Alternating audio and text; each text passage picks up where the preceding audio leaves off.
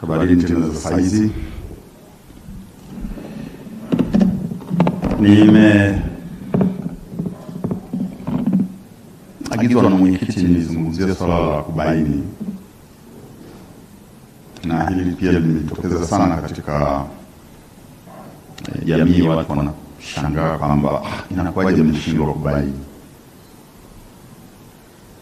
lakini ukishabaini pia kuna kuzuia. Inakuwaje mnashindwa kuzuia? Na kwenye kuzuia pia kuna kudhibiti. Kwa hiyo ningependa kukueleza kwamba dunia ya leo ni tofauti na dunia tuliyotoka. Miaka ya nyuma, ukitaka kupanga mambo kama haya, unapanga ardhini, unakuja field. Lakini kutokana na teknolojia sasa hivi mambo yanapangwa kwenye mtandao. Humuoni mtu anayepanga, lakini wapo watu wanapanga, na wanaweza wakapanga mpaka wakafanikisha kiasi kwamba wakawa wako mbele kuliko wale ambao wanazuia. Kwa hiyo kwa uchunguzi tuliofanya, ushahidi umebaini kwamba taarifa zilikuwepo kwenye mtandao, lakini pia na watu wachache ardhini walikuwepo. Na ushahidi tumeupata wapi? Hiyo mitandao ipo, lakini pia tumekwenda kukutana na wadau mbalimbali. Miongoni mwa wadau ambao tumekutana nao ni pamoja na watuhumiwa ambao wako magerezani. Tulitembelea magereza yote ambayo yana watuhumiwa na tukapata fursa ya kuongea nao, lakini pia tulikutana na waathirika ambao walikuja pia na ushahidi wa picha. Baadhi ya majengo kama mnavyofahamu sasa hivi yana CCTV cameras, kwa hiyo yanaonyesha, na baadhi ya watuhumiwa pia ambao walionekana kwenye CCTV cameras wakifanya uhalifu, na wenyewe tumeongea nao na wamekiri. Baadhi yao wanasema walifuata mkumbo. Lakini sasa lije swali kwamba kama taarifa hizi zilikuwepo, hasa inakuwaje hamkuweza kubaini, hamkuweza kuzuia, mkaishia tu kwenye kudhibiti? Tuliloliona sisi ni kwamba walizidiwa na spidi. Unaweza ukitizama nyuma huko, kuna matukio ambayo yamewahi kutokea. Kwa mfano,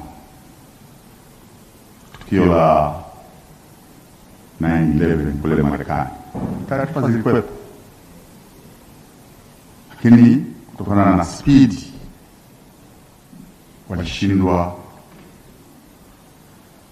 kubaini hasa ni kitu gani kinaenda kutokea. Lakini walikuwa wanaona kabisa kuna mapilot wanafanya training, kuna dalili kwamba watakuja kushambulia, lakini watashambulia wapi, saa ngapi, watakuja na nini, hivyo hatukuweza kupatikana. Na katika masuala ya intelligence kuna vitu vinavyoitwa intelligence lapse. Ni mapengo ambayo unapopata taarifa hupati taarifa yote kwa ujumla. Ni kama hadithi, unasimulia hadithi alafu na vipande humu ndani vinakuwa havipatikana.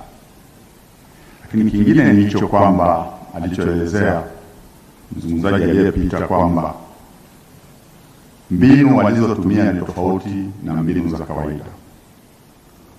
Mbinu za kawaida, maandamano huwa yanategemea yanaanzia sehemu moja kwenda sehemu nyingine. Ni watu wanakusanyana, wanatoka sehemu moja kwenda sehemu nyingine wakiwa na ujumbe na kadhalika. Kwa hiyo mategemeo yote ya vyombo vya ulinzi na usalama walikuwa wanategemea kitu kama hicho, lakini kilichokuja kutokea ni fujo zilizokuwa zinasambaa kwa haraka sana kwa kutumia pikipiki, lakini pia fujo zenyewe ziliambatana na kufanya uharibifu mkubwa, kuchoma vituo vya mafuta na kutawanyika katika maeneo mengi kiasi kwamba hata kazi ya kuzuia na yenyewe ikawa ngumu. Sasa nije kwenye kuzuia. Kuna swali moja ambalo limezungumzwa sana kwenye vyombo vya habari kwamba inakuwaje jeshi la wananchi lilikuwemo mle na nchi haijatangaza hali ya hatari? Sasa swali hilo linajibiwa na sheria ya ulinzi wa taifa ambayo ni sheria namba 24 ya mwaka 66. Ina section 110. Ukienda kwenye section ya 21 ya hiyo National Defense Act, ina ruhusu jeshi kwenda kusaidia mamlaka. Kwa Kiingereza wanasema ni assistance to civil power. Kwa hiyo jeshi la wananchi wa Tanzania kwa mujibu wa sheria hiyo inaruhusiwa kwenda kusaidia mamlaka, na uko utaratibu ambao umeelezwa pia kwenye section ya 22 ambayo inasema kwamba watakapokwenda pia wanakuwa na powers za polisi. Hawaendi kwenda kuwaondoa polisi alafu wafanye kazi ya polisi, hapana. Wanakwenda kuassist kwa kushirikiana na vyombo vingine ambavyo vipo. Na pia kanuni za majeshi ya ulinzi namba 15 zimefafanua taratibu mzima ambao utatumika. Lakini pia kwa mujibu wa sheria ya Baraza la Usalama wa Taifa, yani National Security Council Act, hii ni act namba 8 ya mwaka 2010, na yenyewe pia imetoa kamati za usalama. Kuna kamati ya usalama ya mkoa, kamati ya usalama ya wilaya, na imeeleza ni wajumbe gani wanakuwa kule, na jukumu lao ni ku regulate na ku coordinate. Lakini pia kuna kamati ya wakuu wa vyombo vya ulinzi na usalama ambao wenyewe hukutana kwa ajili ya ku coordinate utendaji. Kwa hiyo kama mnasikia maswali kwamba ilikuwaje wanajeshi wakawepo kule, sababu hiyo wamekwenda pale kisheria. Na sheria hii sio kwa Tanzania pekee yake, ipo kwa nchi mbalimbali. Tofauti tunaweza kawa kanuni zinaweza zikawa zinapishana kidogo, lakini kwa mujibu wa sheria inakuwa. Na hii sheria ukitizama hata kabla ya uhuru ilikuwepo, ukipitia sheria mbalimbali. Kwa hiyo ni malizie tu kwa kusema kwamba kulikuwa na changamoto katika kubaini kutokana na teknolojia na mitandao, lakini pia kutokana na speed na usambaji wa hiyo. Na mimi ninafikiri kwa mawazo yangu pia imetoa somo kubwa sana kwa vyombo vya ulinzi na usalama kuweza kuzuia tukio lingine kama hili kama litatokea. Na nafikiri mliona tarehe 9 lilitaka kutokea, lakini waliweza kujipanga vizuri zaidi, wakabaini na kuweza kuzuia. Asante Mheshimiwa Mwenyekiti.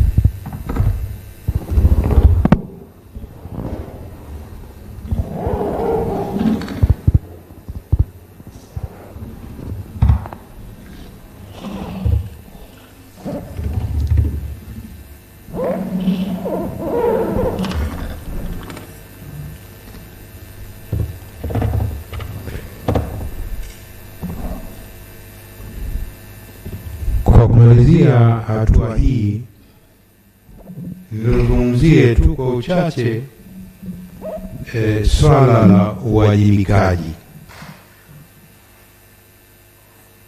Kama nilivyosema wakati tunawasilisha taarifa kwamba watu wengi walitegemea kwamba siku ya kuwasilisha taarifa hao wahusika wakuu wangetajwa na wale waliodhibiti na kusababisha vifo pia wangetajwa.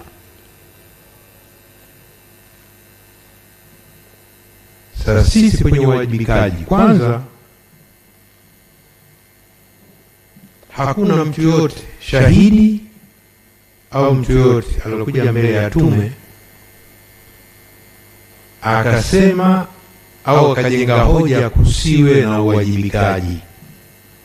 Kwa hiyo tunakubaliana, si jambo geni, kila mmoja tunakubaliana kuwe na uwajibikaji, na hiyo kila mtu, hakuna alosema hapana, hakuna anasema uahirishwe. Kila mtu anasema kuwe na uwajibikaji, lakini anachosema walotueleza ni kwamba uwe uwajibikaji wa haki, uwajibikaji wa haki. Na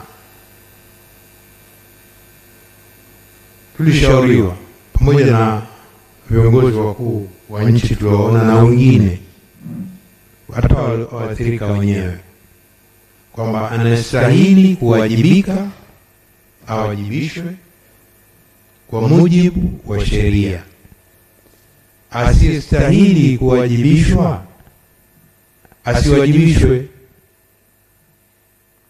Sasa hizo ndio miongozo tume imepata: awajibishwe anastahili, asiyestahili asiwajibishwe. Na wengine wakenda zaidi kwamba asitolewe mtu kafara kwenye kuwajibishana.